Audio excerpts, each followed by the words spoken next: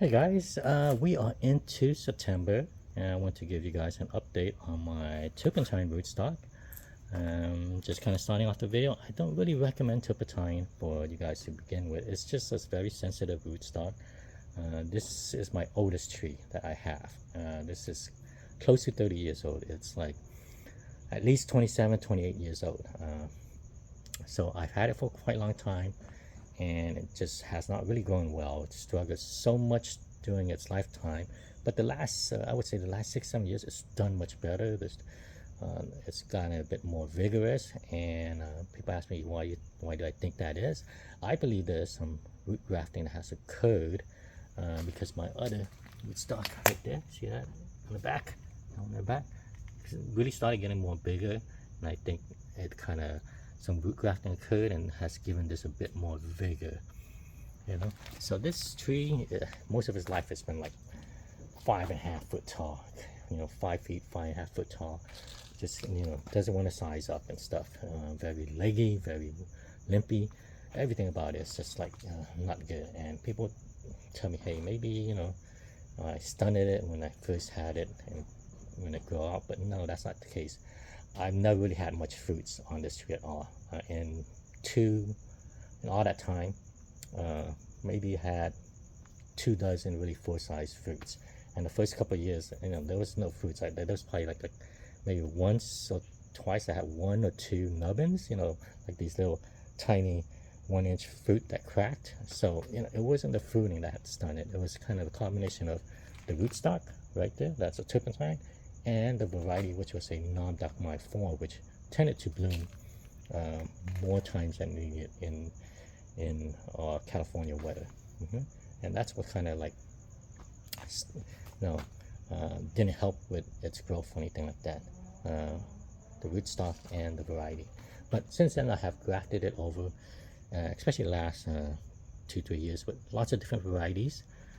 Last year was the year I had the most fruits ever, and that was like a little gem that held on to like 2 dozen fruits and 2 dozen like nice full-size fruit, and so that was amazing. This year, I don't know, this is quite a bit of fruit. I haven't counted it, but I don't want to start counting it until I'm sure that they're gonna stick. But it's looking really good. Let me show you guys some of the fruits right here. Majority of these are all from the second rebloom. So here's let me start off with this one because I always forget about this one. This one's a Super Julie. Here's the Super Julie right here. It's the only one that held. I've been struggling a bit with getting Super Julie to hold on to full-size fruits. They tend to just kind of drop with no embryo or nothing.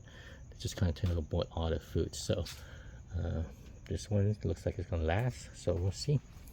Now the kind of winner, I guess, this year in production, these are sweet tarts right here.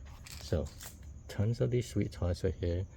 I have not thinned it out. I'm sure you thin out, you get a lot more bigger sized fruits, but I'm just leaving it as is, like these cluster of fruits. The reason why is like it's easier to kind of share these little small fruits than have a few big ones. You can't really share it with too many people. But look at this cluster of sweet tart, and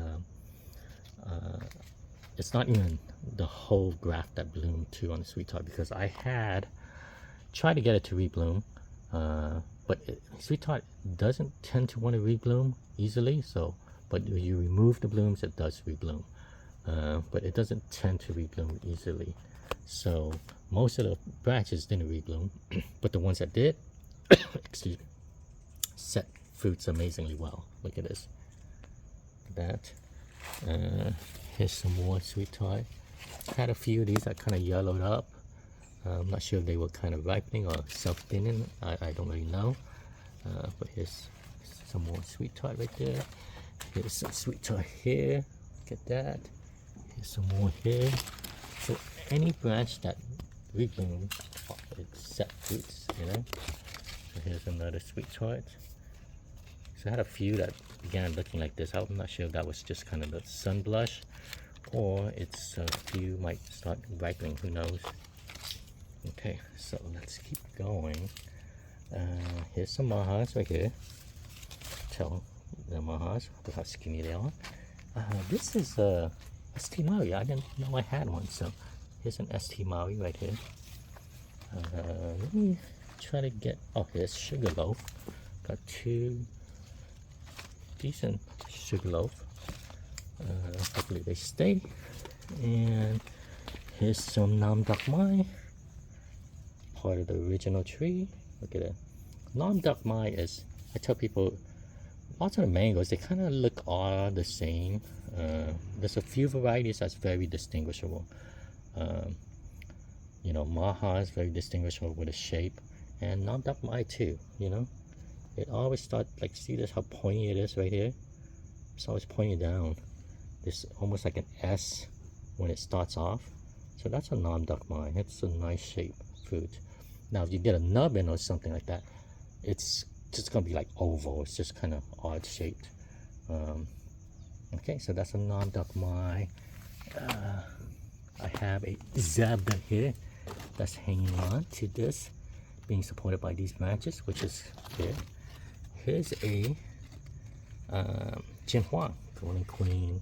Look at the size of these. These are huge. These are the hugest fruits on here right now. So Jinhua, I think this is another Jinhua, yeah. Huge fruits right there. A couple more Nam Dok Mines right here. Here's a Cat. Cat right here. Cat right here. Oh, and I'm hoping this holds. So this should be Bennett Alfonso.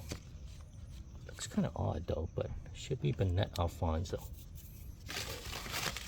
Yeah, I mean, just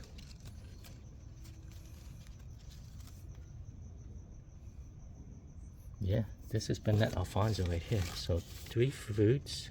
They look kind of small. I don't think they look like full size healthy fruits, but that's Bennett Alfonso. My kind of, at this point, I think it's a mystery mango. I don't think this is coconut cream. Everything about it looks like coconut cream though, but the smell is just, it's not there. So I don't know what it is I have. I did have a casualty on this. It wasn't knocked off by me, but here's a Dolores. I was hoping this kind of makes it, you know.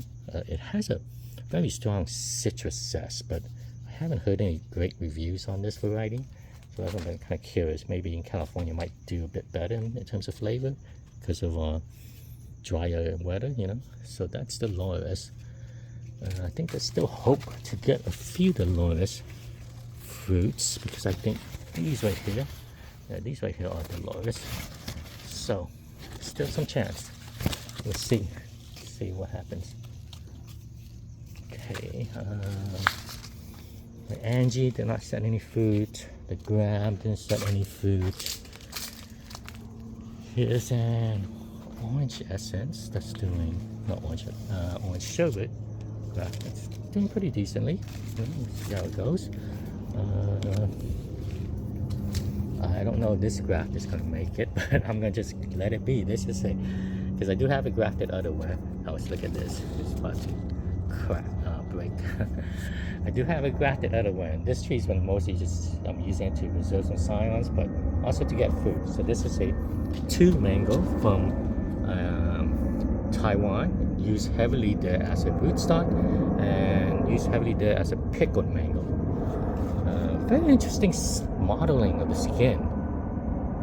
Okay, I got a plane flying over. Let me just hold off on a bit.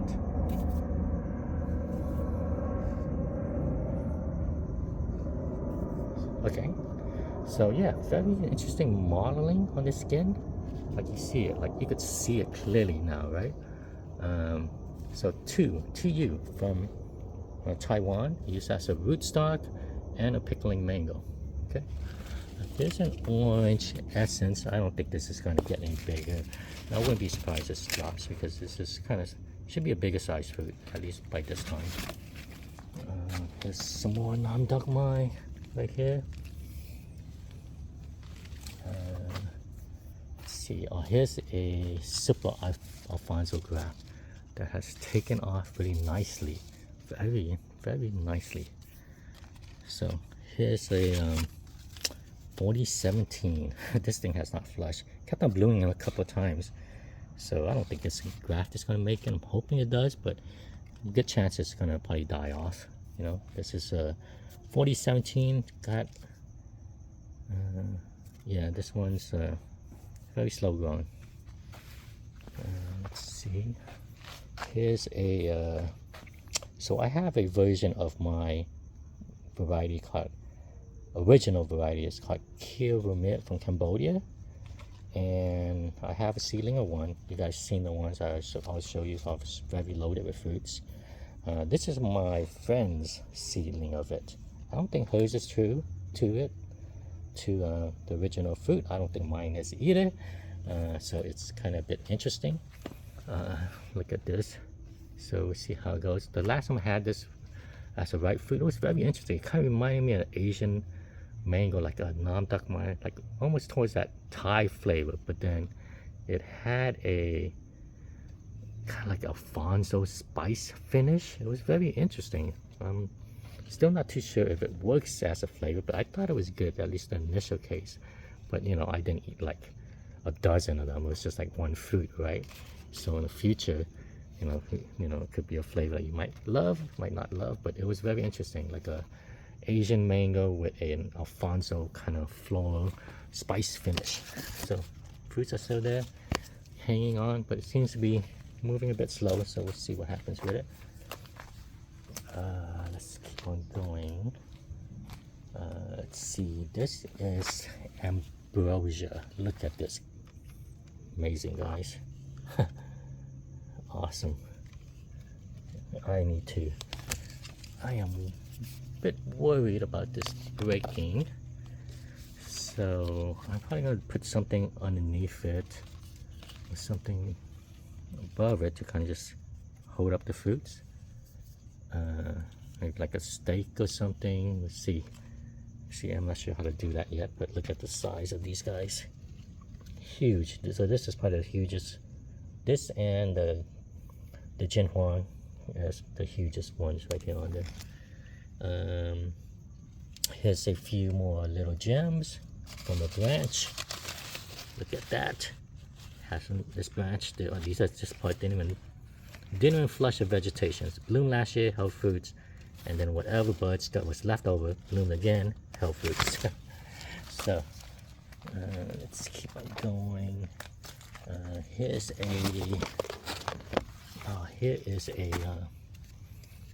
little gem from this angle. You can see all the fruitless. But here's a I'm forgetting the name. Oh, okra. Here's okra right here. So okra, looking great. Look at this cluster. Here's I guess this is how you identify an okra. You see this kind of ridge in the middle right here.